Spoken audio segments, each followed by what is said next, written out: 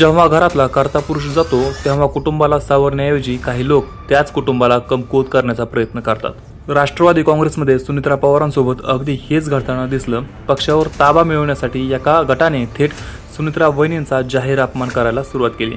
आज आपण तो फेब्रुवारी 2026चा किस्सा उलगडणार आहोत, ज्याने खऱ्या अर्थाने पवार कुटुंबाला सावध केलं।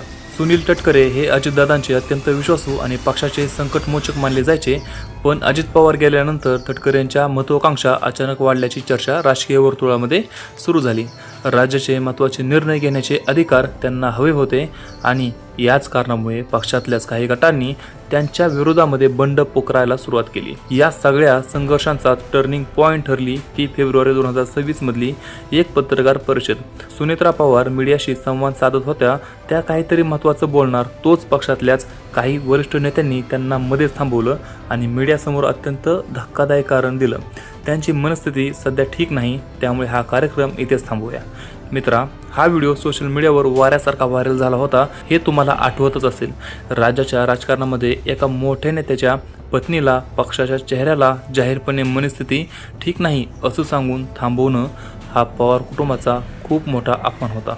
यातून नेत्यांना हाच मेसेज द्यायचा होता की सुनीत्रा पवार निर्णय घेण्यास सक्षम नाहीत। या अपमानाची मालिका इथेच थांबली नाही। त्यानंतर रायगडमध्ये पक्षाचा एक खूप मोठा कार्यक्रम झाला।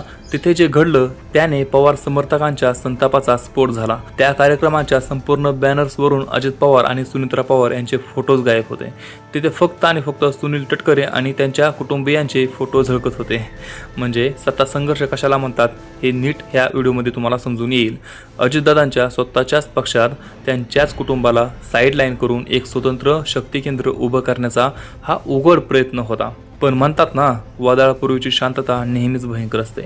या अपमानाचा बदला पवार कुटुंबाने कसा घेतला आणि पार्थ पवार सुनील तटकरे यांना कसे भिडले याची इनसाइड स्टोरी मी पुढच्या व्हिडिओमध्ये सांगणार आहे। त्यामुळे आताच आपल्या चॅनलला सबस्क्राईब करून ठेवा।